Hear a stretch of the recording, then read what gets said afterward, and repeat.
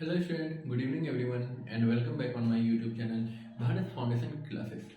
तो स्टूडेंट आज हम लोग स्टार्ट करने वाले हैं इलेक्ट्रिक पावर। तो स्टूडेंट पावर को किस तरीके से डिफाइन कर सकते हैं, आप लोगों ने बचपन क्लास में पढ़ा होगा कि rate of doing work is power, ठीक है ना। तो आइए स्टूडेंट पहले हेडिंग लिख देते हैं, उसके बाद हम लोग स्टार्ट करते हैं। तो आज का जो हेडिंग है स्टूडेंट वो है इलेक्ट्रिक पावर। तो स्टूडेंट पावर को हम लोग जान रहे हैं कि रेट ऑफ डूइंग वर्क हम लोग कहते हैं क्या, पावर। अगर इलेक्ट्रिकल पावर दिया हुआ है तो rate of doing electrical work, ठीक है। या फिर इसको ऐसे लिख सकते हैं कि electrical work done per unit time. अब स्टूडेंट वर्क डन और जो एनर्जी होता है ये दोनों क्या है, एक है। तो हम लोग ये भी लिख सकते हैं rate at which electrical energy is consumed. तो स्टूडेंट एनर्जी कंज्यूम होगा तभी तो वर्क होगा, ठीक है ना। तो स्टूडेंट वर्क होने का मतलब हो गया कि वो एक अलग से, मतलब क्या कहते हैं, energy can neither be created not be destroyed, it can be transform into some other form. तो स्टूडेंट यहाँ पे क्या हो रहा है, इलेक्ट्रिकल एनर्जी को किसी और फॉर्म में हम लोग कन्वर्ट कर रहे हैं, तो उसका रेट जो होगा तो उसको भी कहेंगे हम लोग क्या, इलेक्ट्रिकल पावर। तो स्टूडेंट इलेक्ट्रिकल पावर को हम लोग अभी क्या लिखे, रेट ऑफ डूइंग वर्क, ठीक है ना। तो यहाँ पे इस तरीके से लिख सकते हैं student, work done by time. जहां कहीं पे भी रेट अगर हम लोगों को लिखा मिल जाए तो वो हो जाएगा टाइम, ठीक है ना। तो और हम लोग यहाँ पे लिख सकते हैं एनर्जी कंज्यूम्ड बाय टाइम, या फिर टाइम सेकेंड, कुछ भी चलेगा, ठीक है ना। अब स्टूडेंट हम लोगों को ये तो मिल गया। अब स्टूडेंट इसका एसआई यूनिट होता क्या है, पावर का जो स्टूडेंट एसआई यूनिट होता है वो होता है वाट, ठीक है ना। SI unit of power is what, WA ठीक है ना। तो वाट साहब ने ही इसको मतलब कि सबसे पहले स्टडी किया था, तो उन्हीं के नाम पे है ये वाट, ठीक है। तो स्टूडेंट इसका एसआई यूनिट तो वाट हो गया, क्या इसका और कोई, ये तो एक वर्ड वाला हो गया, ठीक है ना। तो अदर एसआई यूनिट अगर हम लोग निकालना चाहे इसी का, ठीक है ना, तो पावर इज इक्वल टू क्या हो जाएगा student, work done by time है।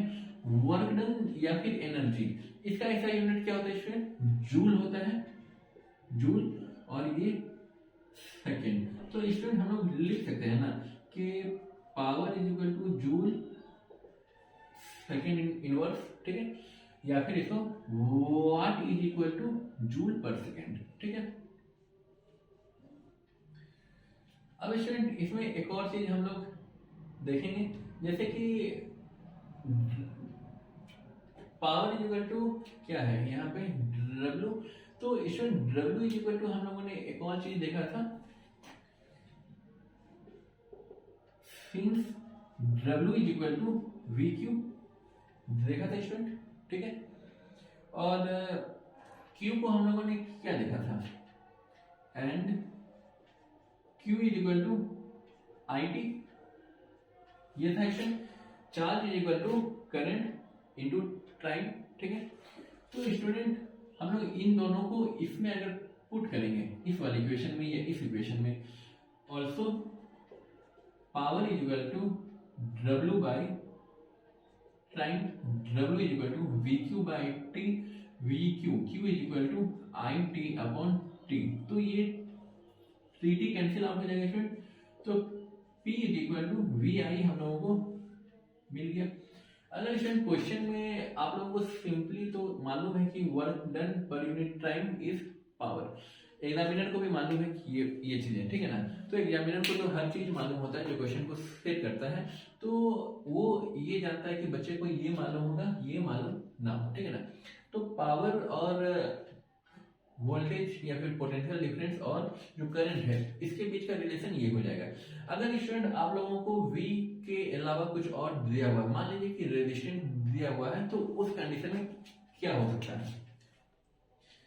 तो स्टूडेंट एक ये फॉर्मूला हो गया पावर का, एक ये फॉर्मूला हो गया ऑल्सो।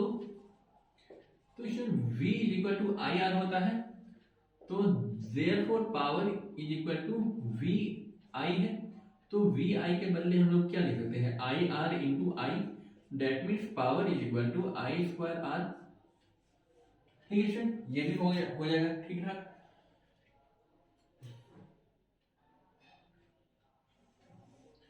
अब स्टूडेंट यहाँ पे तीन फॉर्मूला मिल गया, 1 2 3। एक और फॉर्मूला हो सकता है स्टूडेंट, अगर यहाँ पे तो हम लोगों ने V को चेंज किया, अब I को अगर चेंज कर देंगे तो क्या हो जाएगा? यहाँ पे लिख देते हैं since I is equal to V upon R।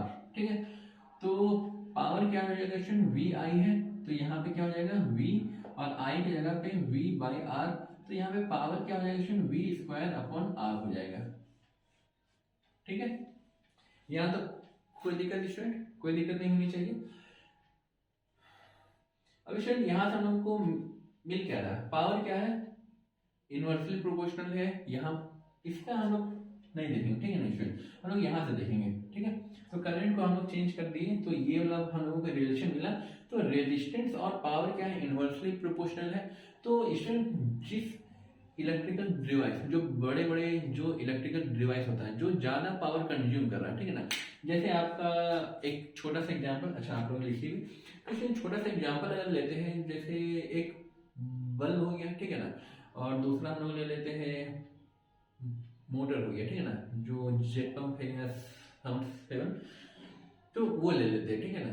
तो स्टूडेंट बल्ब में क्या होता है? पावर कम खाता है, मतलब कंज्यूम करता है, और जो मोटर है इलेक्ट्रिकल मोटर उसमें पावर ज्यादा कंज्यूम करता है। तो इसका मतलब हम लोग कह सकते हैं कि जो छोटे डिवाइस है, पावर बल्ब का क्या है?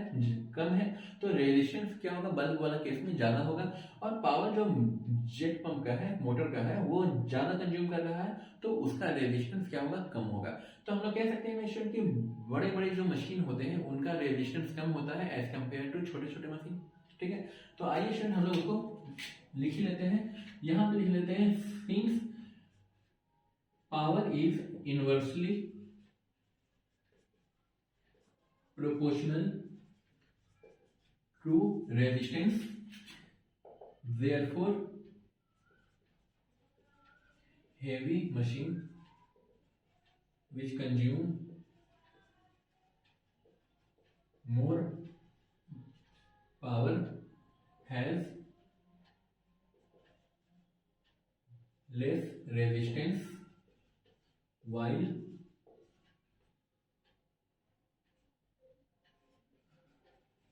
small machine which consume less power has high resistance। ठीक है, तो स्टूडेंट ये रहा इसका कंक्लूजन। तो स्टूडेंट आप लोग यहाँ तक नोट कर लीजिए। इसके बाद हम लोग देखेंगे कि हम लोगों का जो घर में बिल वगैरह आता है, ठीक है ना, जो हम लोग हर हर घर में क्या हो रहा है? पावर कंज्यूम हो रहा है। अभी यहाँ पे आप लोगों को लाइटिंग दिख रही है, पावर कंज्यूम हो रहा है। मोबाइल यूज कर रहे हैं, उसको चार्ज करना पड़ता है, उसमें भी पावर कंज्यूम हो रहा है। तो पावर जो कंज्यूम हो रहा है, तो उसमें हर महीने महीने क्या आता है? हमारे घर में इलेक्ट्रिक बिल आता है। तो वो बिल को कैसे निकालते हैं इसमें पहले आप लोग इसको नोट कर लीजिए। देखते हैं इससे रिलेटेड अगर कुछ और होगा इन्फॉर्मेशन तो उसको भी हम लोग नोट डाउन कर लेंगे कॉपी में ही।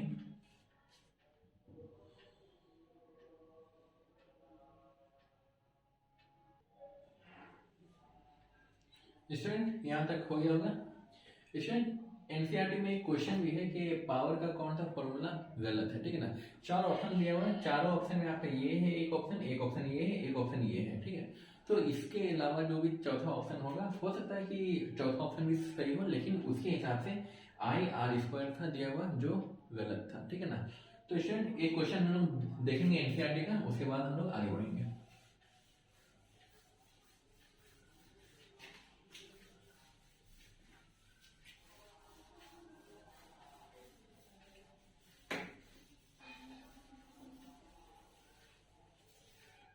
तो स्टूडेंट एनसीईआरटी का एक क्वेश्चन है।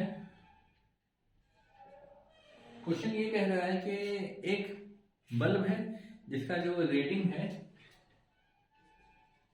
बल्ब 220 वोल्ट और 100 वाट है। यहां तक तो ठीक है। अगला क्वेश्चन में ऐड किया हुआ है कि अगर इस बल्ब को if operated on 110 volt then तब इस कंडीशन में पावर क्या होगा। स्टूडेंट क्वेश्चन ये कहना है कि एक बल्ब है 220 वोल्ट का जो 100 वाट पे ऑपरेट कर रहा है, ठीक है ना। तो यहाँ पे स्टूडेंट ये क्या है, वाट है। वाट मतलब पावर का ये है, ठीक है। बल्ब है स्टूडेंट, तो बल्ब का कुछ ना कुछ रेजिस्टेंस जरूर होगा, ठीक है। तो स्टूडेंट यहाँ पे हम लोग कौन सा सॉल्यूशन में फॉर्मूला यूज करेंगे, तो पावर इज इक्वल टू क्या निकाला था स्टूडेंट हम लोगों ने, v स्क्वायर अपॉन r, ठीक है। तो स्टूडेंट यहाँ पे रेजिस्टेंस क्या हो जाएगा, v स्क्वायर अपॉन r। तो v स्क्वायर क्या है स्टूडेंट, 220 और यहाँ पे r नहीं होगा, यहाँ पे v होगा, ठीक है ना। और पावर कितना है 100, एक एक जीरो दोनों से कैंसिल आउट होगा। तो यहाँ पे हो जाएगा स्टूडेंट 22 गुना 22 क्या होता है स्टूडेंट, 484, ठीक है। अब स्टूडेंट इसी में अगला जो क्वेश्चन है, एक सेकेंड स्टूडेंट, तो इसी में जो क्वेश्चन कह रहा है कि पावर क्या होगा। तो यहाँ पे स्टूडेंट पावर क्या है, v स्क्वायर r है, सॉरी स्टूडेंट यहाँ पे पावर निकालना है। तो पावर क्या है, v स्क्वायर, v कितना है स्टूडेंट 110 और यहाँ पे भी है 110 और पावर क्या है स्टूडेंट 484 है, 484। तो स्टूडेंट 484 को अगर हम लोग इसको 484 ना लिखे 22 ही रहने दे तो क्या होगा, यहाँ पे हम लोगों का इजीली सॉल्व हो जाएगा, ठीक है। तो ये कितना हो जाएगा स्टूडेंट 5 बार में जाएगा और ये भी 5 बार में जाएगा। तो स्टूडेंट पावर क्या हो जाएगा 525 वाट, ठीक है। तो उसको क्या लगेगा कि अगर हम लोगों का वोल्टेज क्या करते हैं, हम लोग उसको कम कर दें तो हमारा पावर भी क्या होगा, कंज्यूम कम हो जाएगा, ठीक है। तो स्टूडेंट यहाँ तक कोई दिक्कत नहीं होनी चाहिए। अब स्टूडेंट इसके बाद हम लोगों का एक टॉपिक है, हालांकि टॉपिक 2-3 है। एक टॉपिक देखने वाले हैं जिसका नाम है इलेक्ट्रिक एनर्जी। तो स्टूडेंट एनर्जी का क्या फॉर्मूला होगा, तो हम लोगों ने पावर में देखा था कि एनर्जी कंज्यूम्ड पर यूनिट टाइम या फिर rate of consumption of energy is power. तो स्टूडेंट उसी फॉर्मूला से हम लोग निकालेंगे एनर्जी को, ठीक है। स्टूडेंट आप लोग इस क्वेश्चन को सॉल्व कर लीजिए, उसके बाद हम लोग उसको भी देखते हैं। स्टूडेंट यहाँ तक लिख लिया होगा। स्टूडेंट इसके बाद हम लोग देखेंगे कि इलेक्ट्रिकल एनर्जी जो हम लोग मेजर करते हैं तो उसको किस तरीके से निकाला जा सकता है।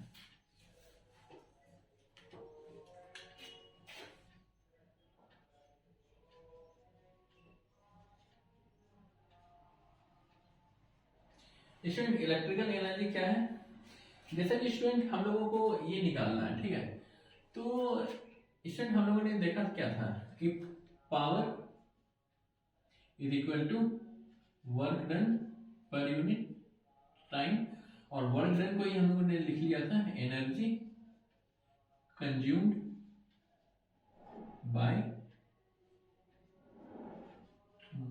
टाइम। तो स्टूडेंट यहां से हम लोग एनर्जी कंज्यूम निकाल सकते हैं ना। तो एनर्जी कंज्यूम का मतलब हो जाएगा simply energy is equal to power into time, ठीक है। तो पावर इनटू टाइम स्टूडेंट हम लोगों ने लिख दिया। तो हम लोग इसको कह सकते हैं ना कि एनर्जी जो है वो दो फैक्टर पे डिपेंड करता है, या फिर एनर्जी का हम लोग डेफिनेशन लिख देते हैं, it is a product of power and time, ठीक है। तो electric energy is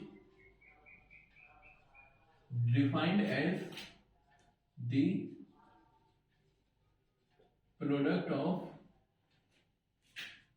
power and time.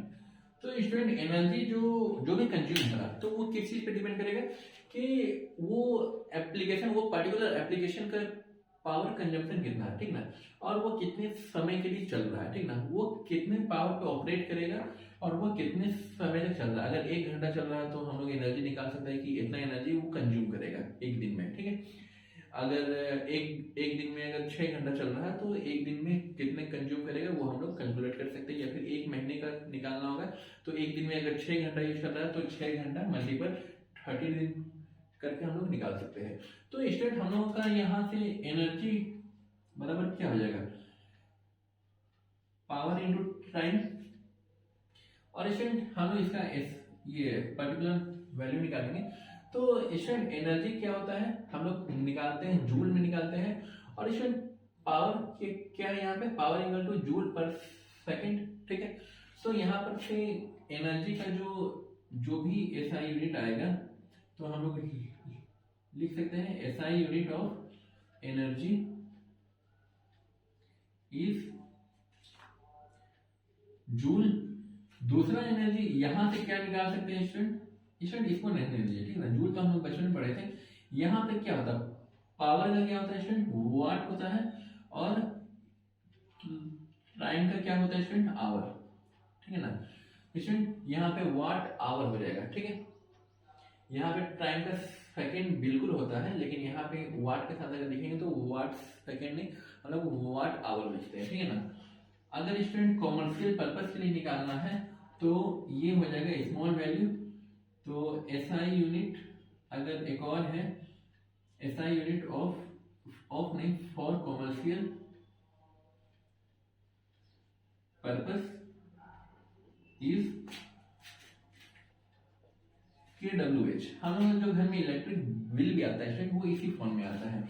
ये है क्या चीज, किलोवाट आवर, ठीक है स्टूडेंट। लेकिन हमारा ये जो होता है एनर्जी, वो एनर्जी किस फॉर्म में है स्टूडेंट, एनर्जी जूल के फॉर्म में होता है। और स्टूडेंट हम लोग लिख सकते हैं ना कि 1 वाट जो होता है वो, अगर यहां से देखा जाए पावर इज इक्वल टू वाट, तो स्टूडेंट ये किस में होता है, ये जूल में होता है और ये सेकंड में होता है। तो स्टूडेंट हम लोग लिख सकते हैं यहाँ पे watt, 1 watt is equal to 1 joule divided by 1 second, ठीक है स्टूडेंट। लेकिन वहां पे क्या है, किलो वाट आवर में है, तो स्टूडेंट हम लोग इसको लिख सकते हैं ना 1 किलोवाट में, अगर हम लोग चेंज करते हैं इसको, वाट को किलोवाट आवर में चेंज कर दें तो स्टूडेंट 1 जूल में क्या कर देना है हम लोगों को, किलो, किलो का मतलब हो जाता है 1000, ठीक है। और ये क्या है स्टूडेंट, 1 सेकेंड है। अब सेकेंड को अब हम लोगों को क्या करना है, आवर है यहाँ दिया हुआ और यहाँ पे सेकेंड है, तो यूनिट को 1 करना होगा। यूनिट को 1 करने के लिए क्या करेंगे स्टूडेंट, 60 मिनट, फिर मिनट को 60 से मल्टीपल करेंगे तो हम लोगों का सेकेंड हो जाएगा, ठीक है। तो स्टूडेंट हम लोग यहाँ से क्या कंक्लूड कर सकते हैं, 6 6 36, 3 2 5 0। तो स्टूडेंट 1 किलोवाट आवर हो गया। अब 1 किलोवाट आवर का एक और चीज होता है 3.6 इंटू 10 टू द पावर, यह हो जाएगा 6, ठीक है स्टूडेंट। तो ये क्या है, जूल, जूल के साथ हो जाएगा स्टूडेंट हमारा सेकेंड, ठीक है ना। क्यों, क्योंकि स्टूडेंट यहाँ पे एक सेकेंड ये सिर्फ जूल ही रहेगा, ठीक है।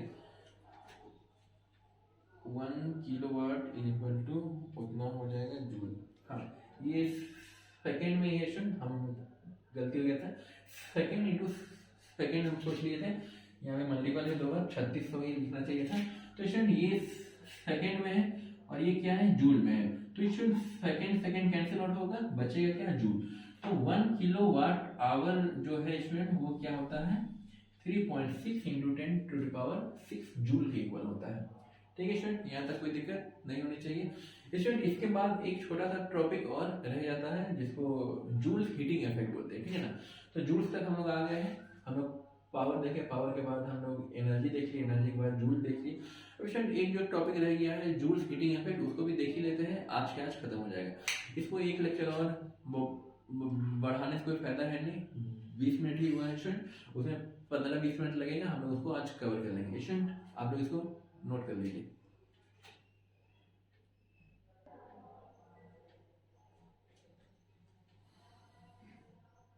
स्टूडेंट यहाँ तक हो गया होगा? ठीक है स्टूडेंट, इसको रब करते हैं।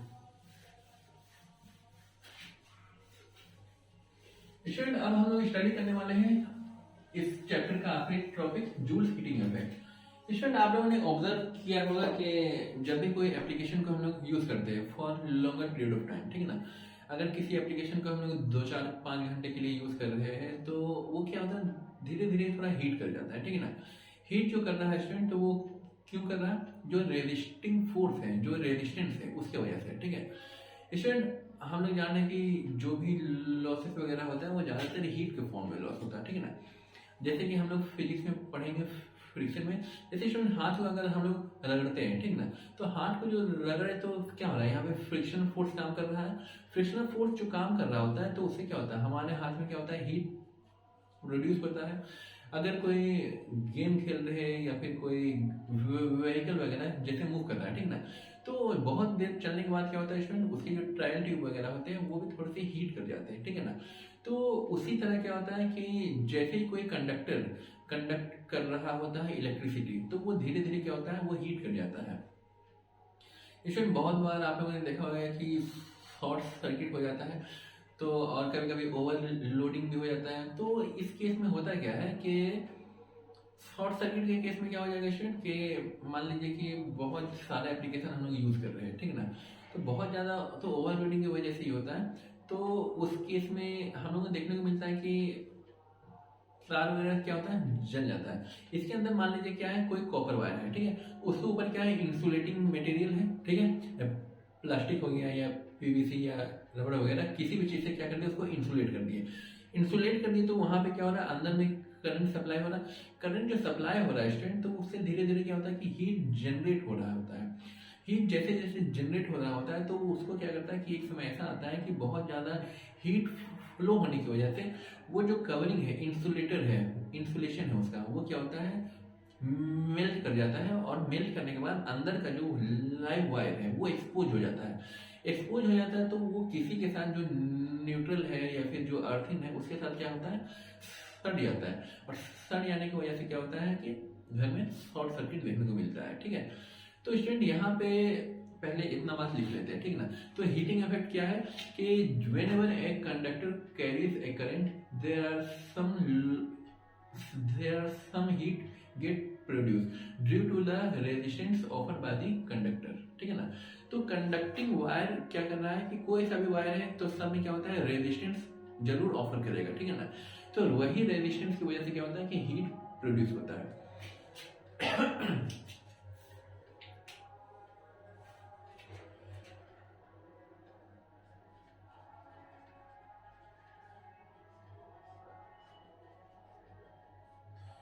तो स्टूडेंट हीटिंग इफेक्ट को हम लोग कह देते हैं जूल्स हीटिंग इफेक्ट भी, ठीक है ना।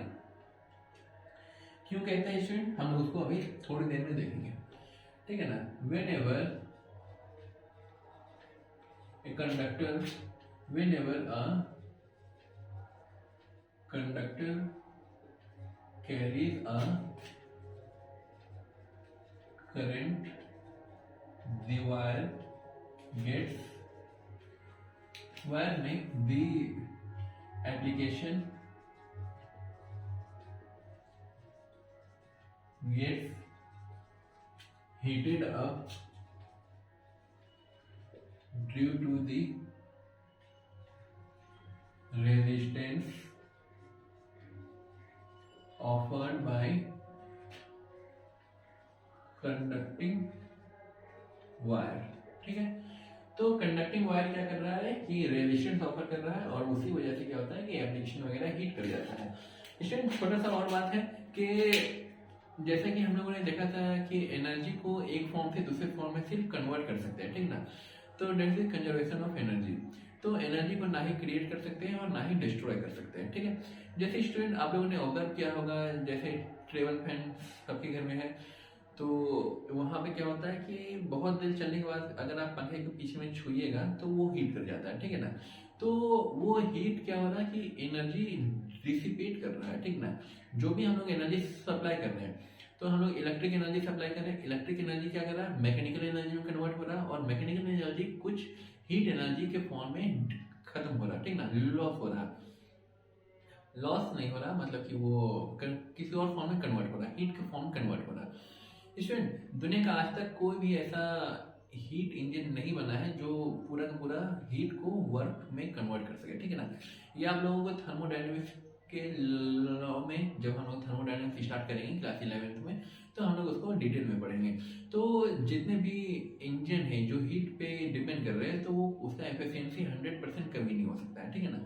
बहुत ज़्यादा अगर होता है तो जैसे कि अभी जो पेट्रोल डीजल का जो गाड़ी वगैरह, कार हो गया, मोटरसाइकिल हो गया, तो इसका जो एफिशिएंसी होता है वो मैक्सिमम कितना देखने को मिला है, 45, 50, 60, उससे बेसी नहीं होता है, ठीक ना। बहुत ज़्यादा हाईली एडवांस्ड फॉर्म में अगर जाएंगे तो हम लोगों को 95 तक मिल सकता है, ठीक ना।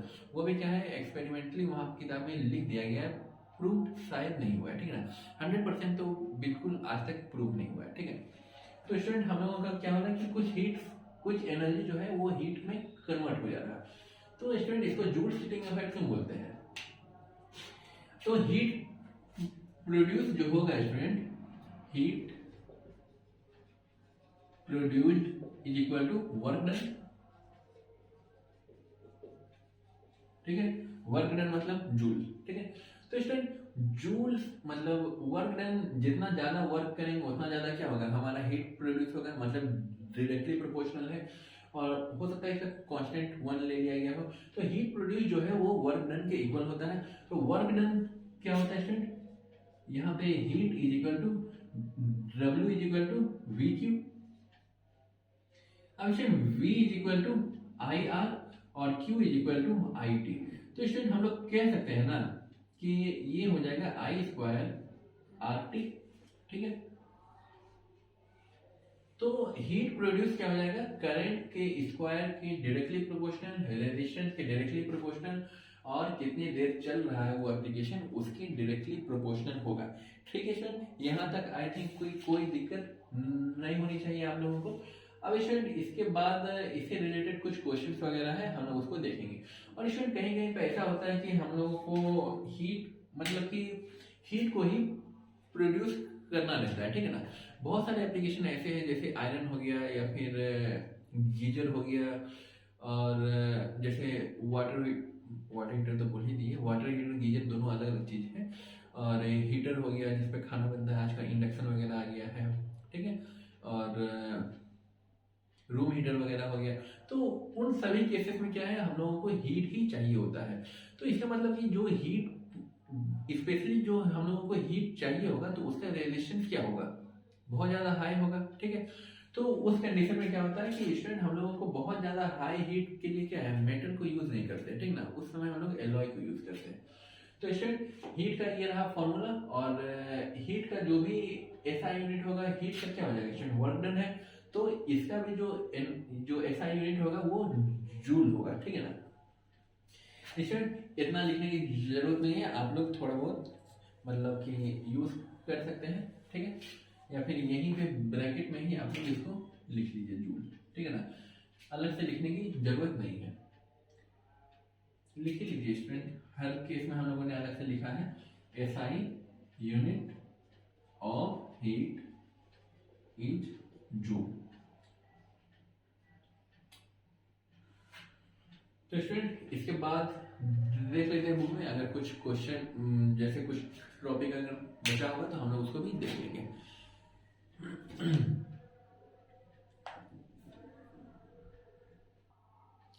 स्टूडेंट, इसी का एक बुक में कन्वर्जन है जो क्वेश्चन में है।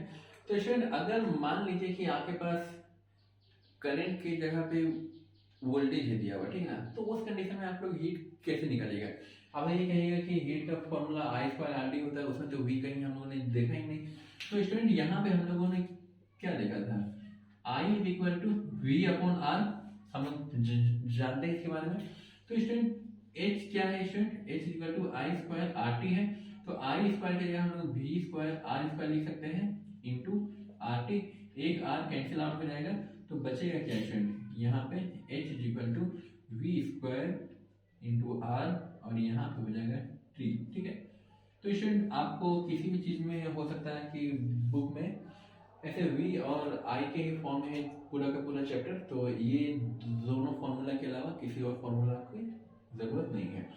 अगर इसमें क्वेश्चन पूछेगा कि अगर करंट को हम लोग डबल कर देते हैं, ठीक है, आप लोग लिखिए में करंट को अगर हम लोग डबल कर देंगे और तो हमारा हीट में क्या इफेक्ट होगा।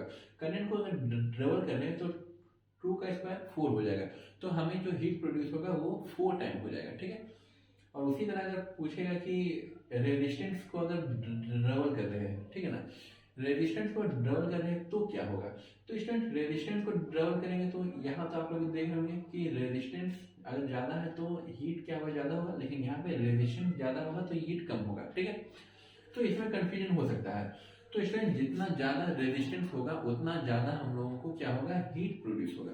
तो उस कंडीशन में हम लोग इसको फॉलो करेंगे, ना कि इसको, ठीक है। अगर रेजिस्टेंस ज़्यादा है तो ऐसा नहीं कि हीट कम प्रोड्यूस होगा, ठीक है ना। जो जितना ज़्यादा रेजिस्ट करेगा रोकने का, रेजिस्ट कर रहा मतलब कि वहाँ पे उतना ज़्यादा क्या होगा, हीट एक्सपेंस होगा, ठीक है ना, हीट मतलब कि प्रोड्यूस होगा। स्टूडेंट बस इतना ही था, और इसी से रिलेटेड कुछ क्वेश्चंस थे कि जो अगर हीट को डबल कर देंगे या रेजिस्टेंस को हाफ कर देंगे, या फिर अगर जो कंजम्पशन ऑफ टाइम है उसको अगर हम लोग 4 आवर की जगह 6 आवर कर देंगे तो क्या होगा। तो आप लोग इसको कन्वर्ट करके बना सकते हैं, ठीक है ना। इक्वेशन 1 और दूसरा नॉर्मल इक्वेशन ये रहेगा, और जो कन्वर्ट किया हुआ है कि अगर इसको डबल कर रहे हैं या फिर ये क्वांटिटी को हम लोग हाफ कर दे रहे हैं तो क्या होगा, तो उसको लिख करके उसको इक्वेशन को सेकंड मान लीजिएगा और उसके बाद इन दोनों को कंपेयर कर लीजिएगा, ठीक है। इसमें एक क्वेश्चन हम लोग देख ही लेते हैं, ठीक है ना। What heat will be produced when current is tripled, ठीक है। तो इसका स्टूडेंट सॉल्यूशन क्या हो जाएगा, एक सेकेंड स्टूडेंट। तो स्टूडेंट इसका सॉल्यूशन हो जाएगा कि हीट क्या है, आई स्क्वायर आर टी, ये हो जाएगा H1, ठीक है। और H2 कितना है स्टूडेंट, करंट को हम ट्रिपल कर दिया, मतलब 3i था ओरिजिनली, 3 स्क्वायर आर टी, मतलब ये हो जाएगा 9i square R T. Student I square R T ये क्या है स्टूडेंट, हम लोग लिख सकते हैं इसको 9 टाइम ऑफ H1, तो ये H2 क्या हो जाएगा स्टूडेंट, वो H1 का 9 गुना ज्यादा हो जाएगा, ठीक है। स्टूडेंट आज के लिए बस इतना ही, मतलब ये चैप्टर तो कंप्लीट ही हो चुका है। स्टूडेंट इसका कुछ एप्लीकेशन है दिया हुआ जो आप लोग खुद से पढ़ लीजिएगा। स्टूडेंट एप्लीकेशन हम लोग, अच्छा एप्लीकेशन को हम लोग बुक में ही बता दे रहे हैं, मतलब वर्बली ही बता दे रहे हैं, ठीक है। तो स्टूडेंट एप्लीकेशन में क्या आ जाएगा कि हम लोगों को कभी कभी क्या होता है कि हीट का ही जरूरत होता है, तो वहाँ पे क्या कर रहे होते हैं हम लोग, इलेक्ट्रिकल हीटिंग एप्लीकेशन को यूज करते हैं, जैसे रूम हीटर हो गया या हीटर हो गया या गीजर हो गया या फिर और भी जैसे आयरन वगैरह। तो कोई भी क्या कर सकते हैं हम लोग, हीटिंग डिवाइस को क्या करते हैं कि उसको हीट करने के लिए हम लोग इलेक्ट्रिक एनर्जी को ही कन्वर्ट करते हैं। और दूसरा हो जाएगा स्टूडेंट के हम लोग हीट एनर्जी से लाइट एनर्जी को भी प्रोड्यूस कर सकते हैं। और इसके बाद जो स्टूडेंट जैसे हम लोग क्या है, बल्ब के फिलामेंट में क्या यूज करते हैं, टंगस्टन यूज करते हैं। टंगस्टन क्यों यूज करते हैं, टंगस्टन का जो है स्टूडेंट मेल्टिंग पॉइंट क्या होता है, 3500 के आसपास होता है, ठीक है ना। तो 3500 डिग्री सेल्सियस पे वो मेल्ट करता है, अगर बहुत ज्यादा अगर हीट सप्लाई हो रहा, और वैसे भी वो क्या होता है ग्लास के बाहर रहता है, मतलब ग्लास बाहर में रहता है, टंगस्टन अंदर में रहता है, ठीक है ना। तो उसमें भी क्या रहता है कि ये कुछ ना कुछ गैस भरा हुआ रहता है, ठीक है ना, जिसकी वजह से वो क्या करता है कि फ्यूज बल्ब को होने से प्रोटेक्ट करता है, मतलब ऑक्सीडाइज होने से बचाता है। तो लेकिन कभी कभी क्या होता है कि एक्सेस सप्लाई ऑफ करंट या फिर वोल्टेज के अप डाउन होने की वजह से बल्ब फ्यूज कर जाता है। बल्ब फ्यूज करता है तो बेसिकली क्या होता है कि वो टंगस्टन वायर जो होता है वो मेल्ट कर जाता है किसी किसी पॉइंट से। और इसका लास्ट यूज है स्टूडेंट के हम लोग जो फ्यूज लगाते हैं, ठीक ना। फ्यूज आप लोगों ने देखा होगा कि इलेक्ट्रिक बोर्ड होता है और बोर्ड में हम लोग छोटा सा इतना छोटा सा फ्यूज को लगाते हैं। तो फ्यूज को फ्यूज क्यों बोलते हैं स्टूडेंट्स, पहला तो वहां पे क्या रहता है कि वहां से करंट आता है, मतलब होते हुए ही हम लोगों का बोर्ड में आता है। तो फ्यूज को लगाना जरूरी भी है। अगर नहीं लगाएंगे तो क्या होगा, अगर एक्सेस करंट वहां पे सप्लाई हो जाएगा, ठीक है ना, एक्सेस करंट अगर सप्लाई हो जाएगा स्टूडेंट तो क्या होगा, एक सेकेंड स्टूडेंट, अगर करंट कम बेसी हो गया तो क्या होगा कि हम लोगों का जो भी एप्लीकेशन है अगर फ्यूज नहीं रहेगा तो हमारा एप्लीकेशन क्या होगा, वो फ्यूज कर जाएगा, ठीक है ना। वो फ्यूज कर जाएगा मतलब वो खराब हो जाएगा, ठीक है। अगर हम लोग फ्यूज लगा रहे हैं, अगर वहाँ पे करंट का अगर कॉन्स्टेंसी अगर कांस्टेंट नहीं है, बरकरार नहीं है, तो वहाँ पे क्या होगा, फ्यूज गल जाता है, ठीक है ना। वहाँ पे एक छोटा सा वायर, ऐसा हम लोग तो घर में कॉपर वायर लगा देते हैं, लेकिन उसके लिए क्या होता है कि एक एलॉय आता है, ठीक है ना। एलॉय का क्या होता है, कॉपर वायर को अगर यूज कर भी रहे तो बहुत पतला वाला यूज करिए, ठीक है। तो स्टूडेंट उसमें क्या होता है कि रेजिस्टेंस पतला वाला में क्या हम लोगों ने देखा था कि थीन वायर में रेजिस्टेंस ज़्यादा होता है, ठीक है। और रेजिस्टेंस अगर ज़्यादा है तो वहाँ पे करंट का एक्सेस सप्लाई होने से रुकेगा। और अगर स्टूडेंट कभी कभी कोई मोटा तार अगर लगा देता है तो हम लोगों का एप्लीकेशन खराब हो जाता है और फ्यूज वैसे का वैसे ही रहता है। फ्यूज गल जाता है मतलब फ्यूज का जो ऊपर वाला कवरिंग है जो प्लास्टिक का रहता है बैकलाइट का, तो वो गल जाएगा, लेकिन अंदर का जो फ्यूज का जो वायर है वो एज इट इज ही रहता है, ठीक है ना। क्यों रहता है, क्योंकि वो मेल्ट नहीं कर पाया है, ठीक है। तो एलॉय का हम लोग यूज करते हैं। एलॉय का जो रेजिस्टेंस है वो क्या होता है स्टूडेंट, एज कम्पेयर टू क्या बोलते हैं, प्योर मेटल। तो उसमें अगर टेम्परेचर पे भी डिपेंड कर रहा है, टेम्परेचर बढ़ाने से क्या होता है एलॉय वाला केस में, जैसे प्योर मेटेरियल का रेजिस्टेंस क्या होता है, इंक्रीज करता है, तो उसमें वैसा कुछ नहीं होता है। स्टूडेंट ये चैप्टर कंप्लीट रहा। आप लोग इसका क्वेश्चन आंसर एनसीईआरटी बुक का एक एक क्वेश्चन को बनाइएगा। अगर जो क्वेश्चन नहीं बनेगा स्टूडेंट, क्वेश्चन आंसर अभी हम नहीं करवा रहे, क्वेश्चन आंसर जो होगा वो एग्जाम के समय, एग्जाम से 1 महीना पहले जो आप लोगों का डेट शीट आ जाएगा, तो उस समय हम लोग एग्जाम मतलब कि जो भी क्वेश्चन वगैरह है एनसीईआरटी बुक का या इंटरनल क्वेश्चन हो गया या फिर जो चांसेस है कि आ सकता है एग्जाम में, हम लोग उसको उसी समय डिस्कस कर लेंगे, अभी नहीं। अभी आप लोग कोशिश करिए खुद से, सारा कुछ पढ़ा दिया गया है। एक बार क्वेश्चन आंसर को हम भी देख लेंगे। अगर लगेगा कि कुछ क्वेश्चन को जो बताना होगा, जैसे मैथ्स में हम लोग देखते आए हुए हैं कि जो क्वेश्चन लगता है मुझे कि नहीं बनेगा उसको हम लोग डिस्कस कर लेते हैं, वैसे ही अगर इसमें कुछ क्वेश्चन वैसा होगा तो हम लोग उसको यहाँ पे डिस्कस जरूर करेंगे। Student you have 5 second